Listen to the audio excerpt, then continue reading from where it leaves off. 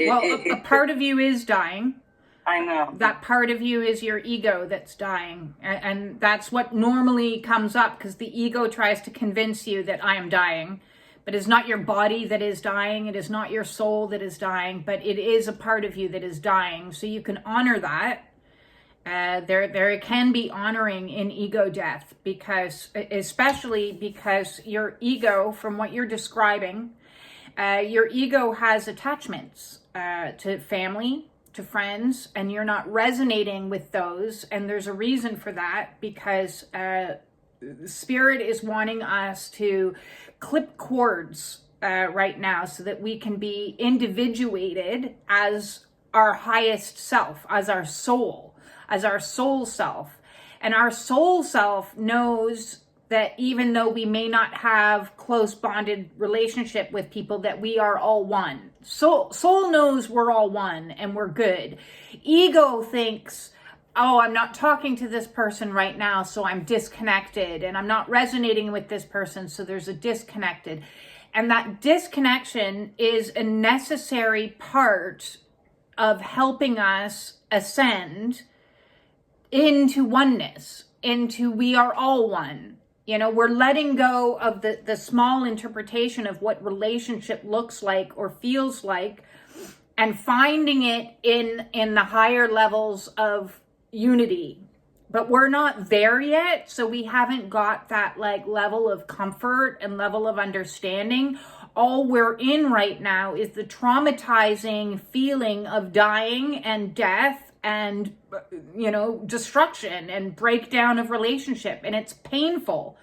So the process itself of ascension is traumatizing.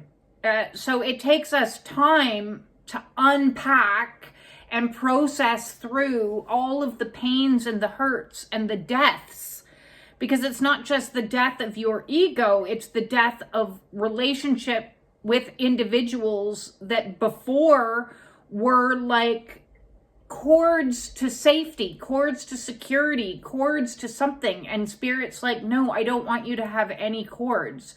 That doesn't mean Spirit doesn't want you to have any people in your life. It just means the people that you have in your life, it needs to be a new type of relationship that is non-attached. So people come in and you don't feel a sense of loss when we go away, because there isn't that same emotional charge that there was with the familial relationships and the romantic relationships. Those ones were highly charged and highly, attached. So we are learning what it is to be in relationship with unconditional love, meaning I can still love you even though you're not in my sphere right now, in my 3D world right now. On a soul level, we're still together. We're never apart. We're always one. But on a 3D level, it's traumatizing for the ego, because the ego goes, if I am not your mother, if I am not your sister, if I am not your daughter, then who the fuck am I? Who am I? I don't know who I am without those as qualifiers to help define me as a person. And so this is how ego dies, when it lets go of attachments. And it's not just people. It might be jobs. It might be places. It might be, ways of behaving, ways of thinking.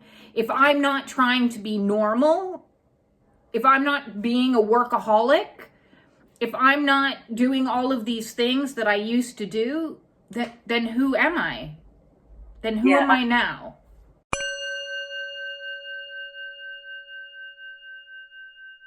So really, at the end of the day, you are coping.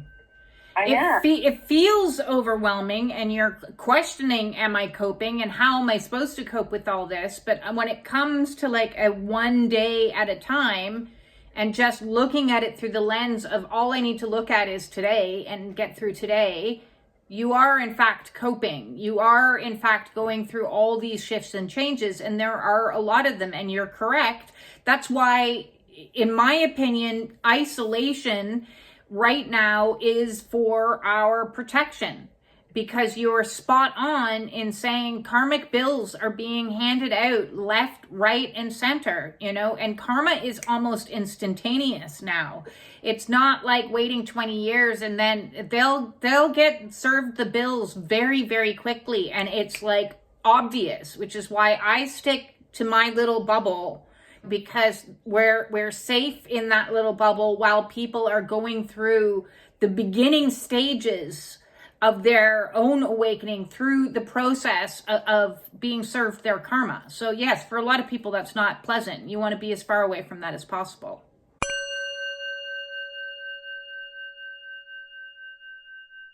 That's okay to observe it. If you can give yourself one mantra that works to shut it down while the mind is going and spinning, mine is always like, everything is okay. Be here now. Those are the two that I use frequently. Just be here now. I don't have to worry about that. That's not here now. He's not here now. This bill's not here now. If it's not here now, if it's not in front of my face, I don't need to worry about it.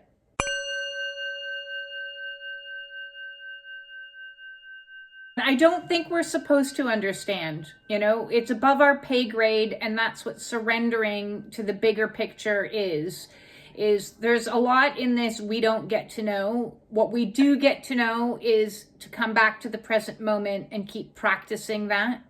You bring up a really important point, which is as we let go of certain attachments, so still in the process of letting go of certain attachments to people, that creates a space where then new people start arriving. And when those new people start arriving and they start understanding you for you without you having to put on any masks or try or, alter yourself in any way, it is an overwhelming sensation. So it is like leaving a homeland that you don't fit in and arriving in the homeland that you do fit in.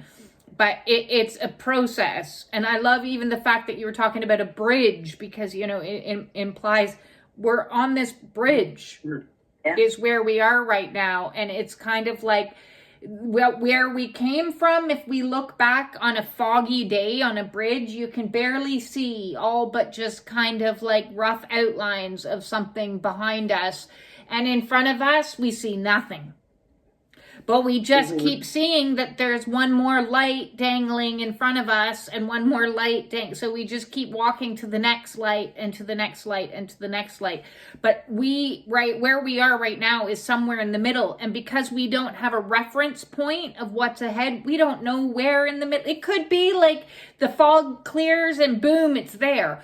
Or it could be walking for another year. Honestly, we cannot see anything. The fog is so thick right now.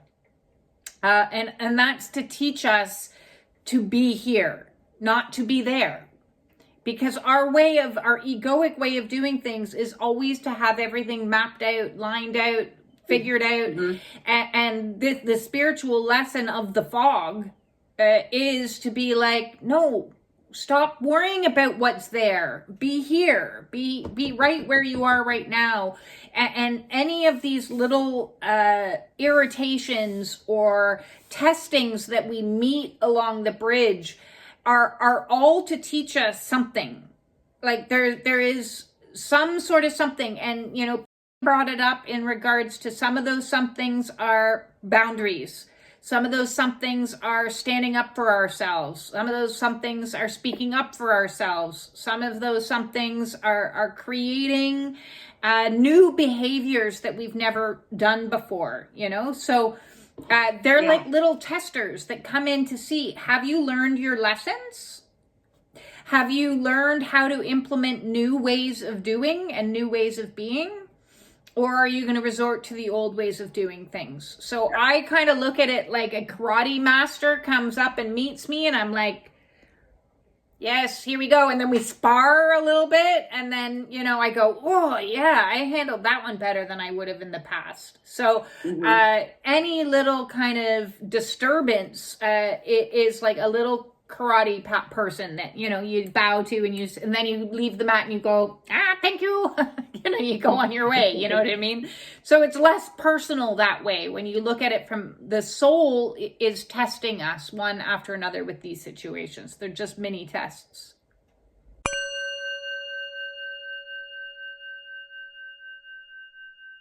When you mentioned the like energy surges, I kind of look at like an energetic plunger that's coming in and like releasing in us anything that's stuck. So denser energies, and if it's in your foot or your calf or your shoulders or your neck, it's like you'll get these purges, and then it's like something's been scrubbed at the side of you and you're like, oh, okay, now I'm releasing something that was trapped in my neck, or now I'm releasing something that's trapped in my foot.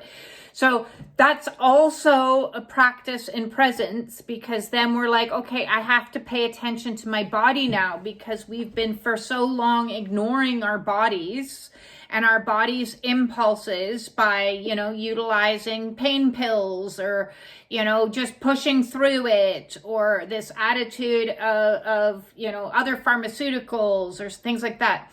And what's happening now is spirit is like, no, this is like stuff that's been lodged in you. This is ancestral trauma. This is generational trauma. This is your personal trauma.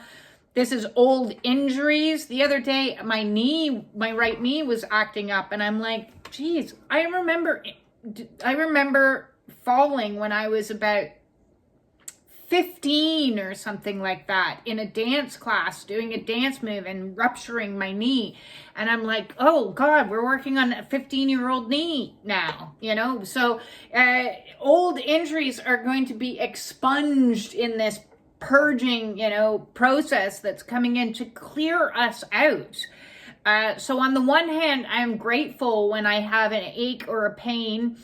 And on the other hand, I'm like, oh, this is so annoying. But, you know, you just have to mother yourself and care for yourself more than you ever have before. You know, oh, I need to put some ice on my knee and rest. I'm being told to elevate. I'm being told to sleep. We're going to sleep a lot more.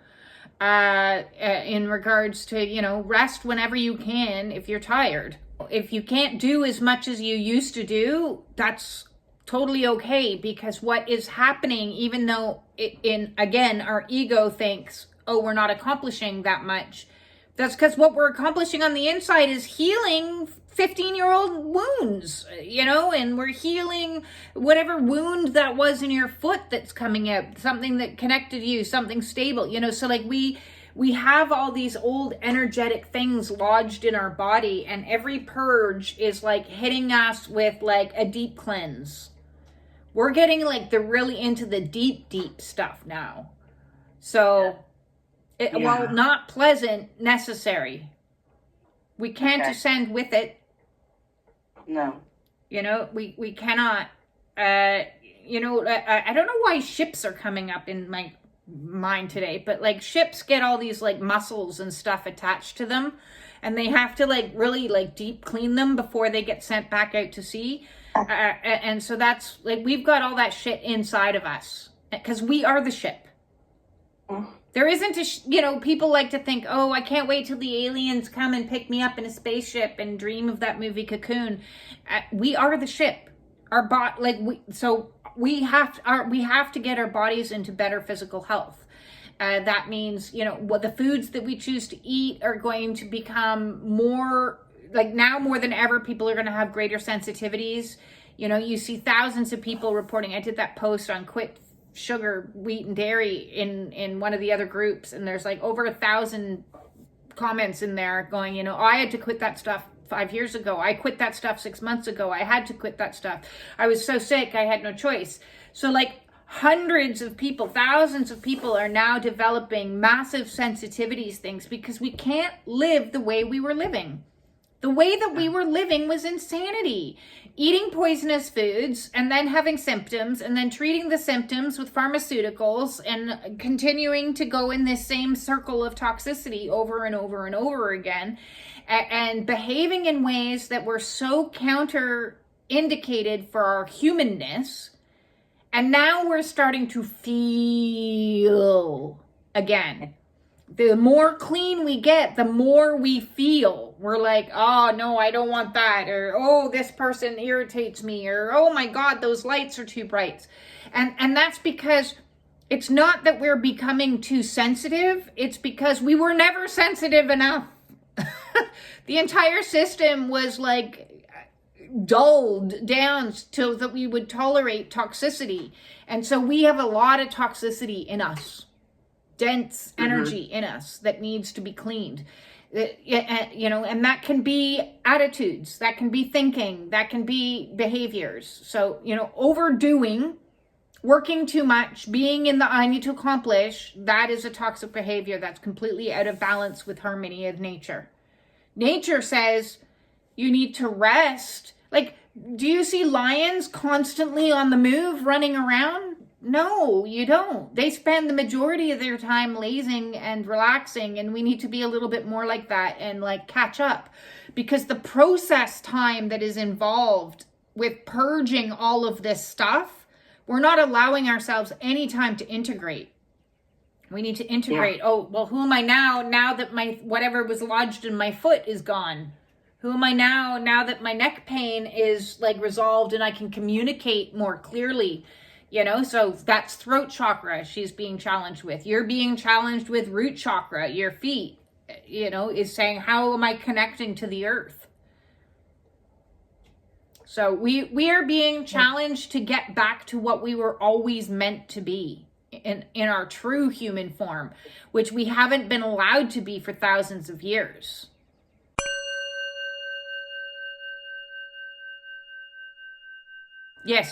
Yes, we are moving from the age of reason into the age of sensing. Yeah.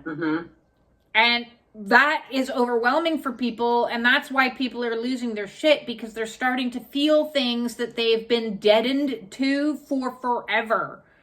And they don't know how to feel. Nobody knows how to feel. The more sensitive we become, the more we just feel it. We're like, something doesn't resonate with those messages. We can feel truth.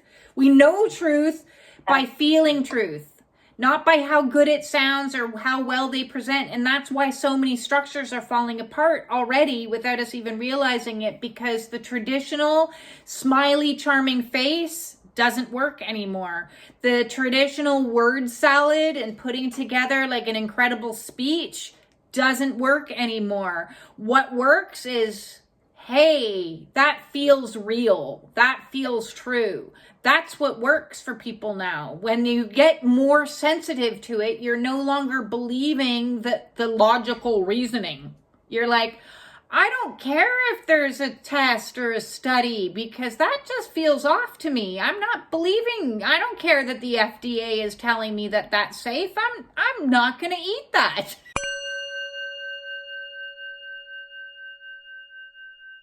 Yes, there's a very large majority of the population right now that are in psychosis and still walking the streets pretending they're not. There's a lot of people that are angry, and I want to I don't usually like to rescript, but I am going to rescript, because you said directed at you.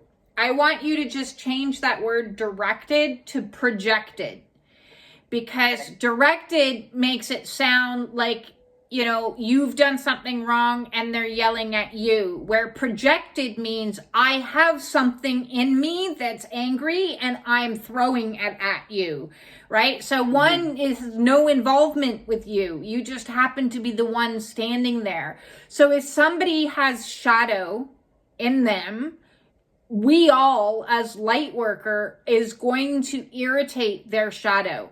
And they will project back at us their shadow, because they feel like a trapped animal in a headlight, like a rabid raccoon caught in the corner with the light right in its eyes, and it's going to go. Now, the vet person who's, trying to save the raccoon isn't doing anything harmful towards the raccoon, but the raccoon perceives it that way because of the light in their eyes. And so there's nothing you can do about continuing to be the light in the eyes. And if that means that shadows get aggravated in people, you step back. You create a bigger birth, wider birth for you, because you aren't doing anything. You are just existing.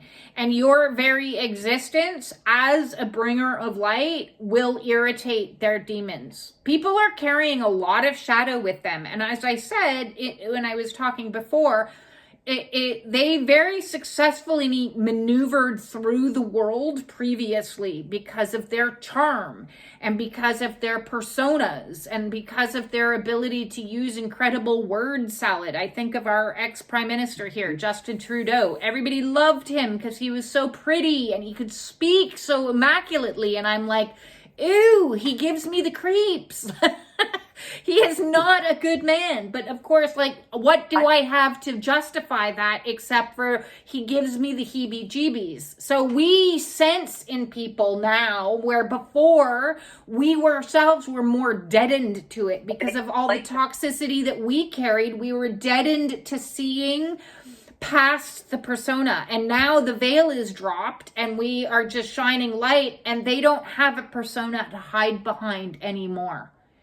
And so they feel threatened because, what do you mean you're not buying into my false charm or my, false kindness and this, that, and the other? And we're like, oh no. And so then they project because they are seen. When we see them, they feel massively threatened. So it's not safe for us to be just out willy-nilly walking around the world everywhere at the present moment in time, even though we are divinely protected. And that is a for sure. But that's why we're being guided. Go spend more time home alone where you can just manage your energy and you don't have to tolerate things like that. But when those things happen, it's a test. Can you defend yourself? Can you protect yourself? Can you boundary up? Can you speak up? Can you say no? Because we have to develop more strength, because as empaths, we've gone through our lives people pleasing, not saying things, not wanting to rock the boat, not wanting to ruffle feathers. I just need to exist.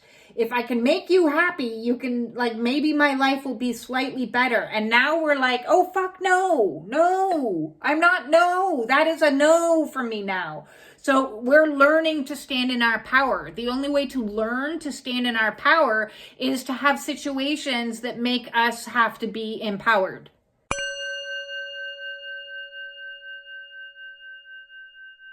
Well, you see, this is the problem with a lot of spiritual teachings, is they went A, B, C, J, K, L. They missed a lot of steps. So you cannot have compassion until you have compassion for yourself. And you cannot forgive until you have forgiveness for yourself. And you cannot have compassion and forgiveness for yourself until you have boundaries and honoring self.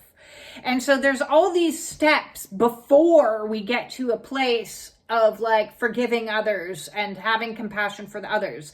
And those steps look like, first, boundarying up and saying, this is not acceptable. I have compassion for me, and me doesn't deserve this. The way you're speaking to me in any way, shape, or form, or whether it's written text or, somebody's shouting at you or somebody's being passive aggressive, is saying, no, you need to be able to create a healthy distance for yourself first.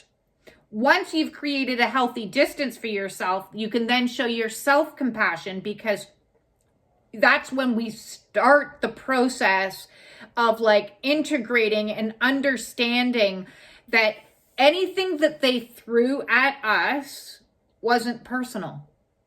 Yeah. When you get to the place of understanding where it wasn't personal, it was just they were threatened, then you can get to a place of oh, well, I can forgive them because it really had nothing to do with me. Right. And God will take care of this, or spirit will take care of this. But all these spiritual teachers in the past that have told you that, the first thing you need to do is forgive. Well, that's the last step. That's jumping to the finish line before you've crossed all the other steps that you need to cross, because you need to go through a process of self-compassion and self-care before you forgive. Otherwise, if you jump directly to forgiveness without doing the appropriate steps that are required before, all that you do is you put yourself in harm's way again. And you say, I forgive you. Okay. Oh, now you're still in my face and going to do it again. So we can't do that. We can't allow ourselves to keep experiencing the same crime, like we need to shut the door. If somebody's standing there punching us in the face, we have to shut the door so they stop punching us in the face. And, it's no different just because it's energetically.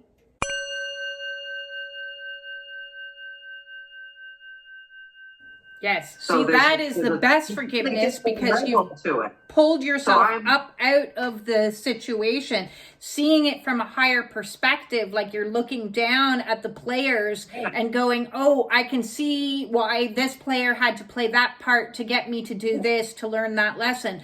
And then I can go, I can let go of this now, because I don't need to harbor any feeling about it, because I can see it was a beautiful blessing or a beautiful test for me. But that's, as you said, you've given yourself a year to be able to get through that. And it's a very important warning. And, the spiritual community is one of the most toxic communities that you can find.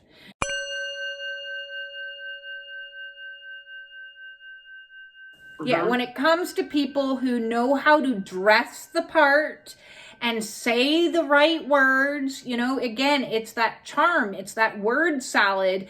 And then they turn it around, and I've seen top people do this that make millions of dollars, shame people in front of groups, in retreats. And I'm like, what are you saying to that woman? And so victim shaming, there's guilt-laden types of things. There's inappropriate direction, and it's all a money grab. It's all about a narcissistic viewpoint. And there is a particular type of narcissist called a communal narcissist.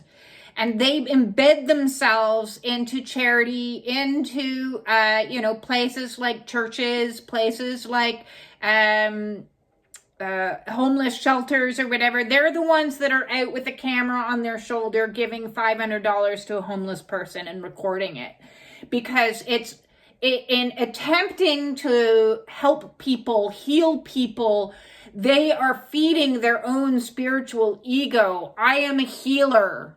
I am a spiritual teacher. So it's very much about image, and it's not that the substance of what they are teaching is detrimental, if not even deadly sometimes.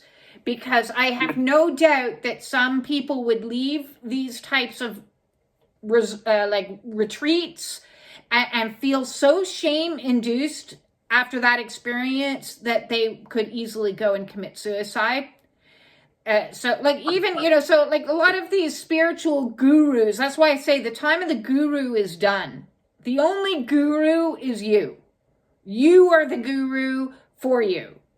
You are the expert, you are the healer, you are the teacher, you are the guide for you. Yes, you can look to outside to get a little bit of a nudge back to you. Anybody that's nudging you anywhere else but you is not nudging you in the right direction. If they are saying you need to go to this church, you need to read this book, you need to follow me, and I'm the salvation, they are not the right teacher. The only teacher should be saying you are doing a fabulous job. You're right where you need to be. You're learning exactly what you need to learn. And you have all of the answers inside of you. And I'm here to support you and hold space for you while you figure you out.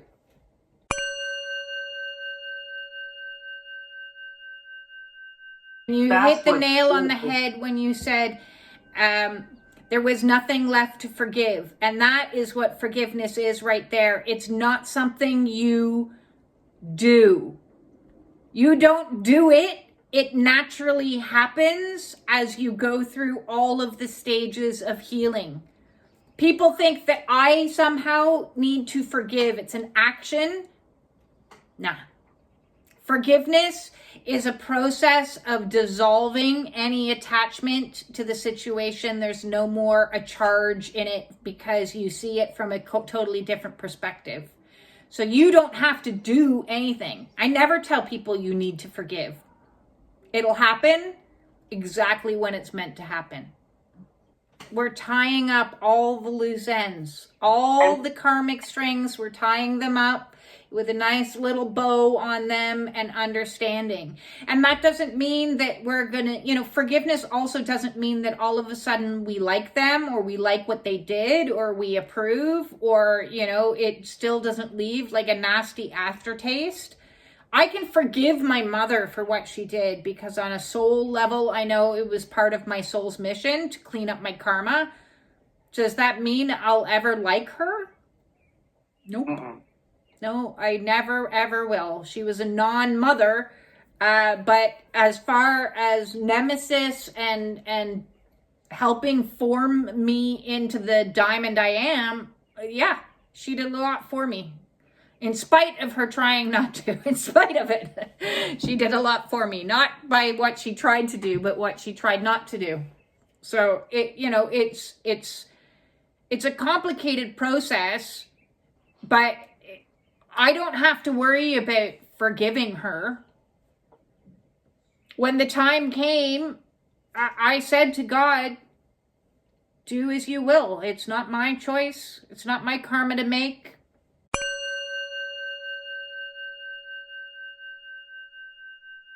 And now you have to honor that girl. And in honoring that girl, duality collapses. And that's what happens is when duality collapses, we accept that she had both positive qualities and we can have empathy because she herself was traumatized. But we can also see that what she did to me was wrong and I didn't deserve that. And it was negative and it was bad. And so we learn the rule that two things of opposing nature can both be true at the same time.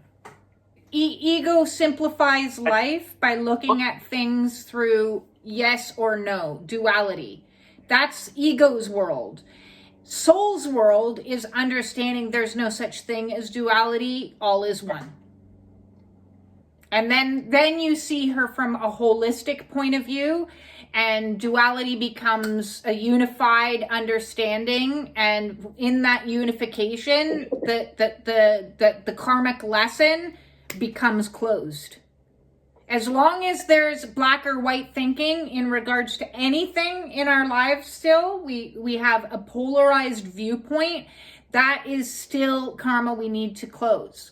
So every time we come to a place where like, hey, this happened and this was shitty, but this also happened and this was great. And oh my God, I just collapsed it. And now it's both things are true at the exact same time. Yes, we have to reparent those inner children that experience the wounds that because our parents couldn't show up for us in the way that we deserved. And again, it's not because they may not have been capable. It's a question of capacity. Somebody can't give you something they don't have. If she didn't have love, she couldn't give it.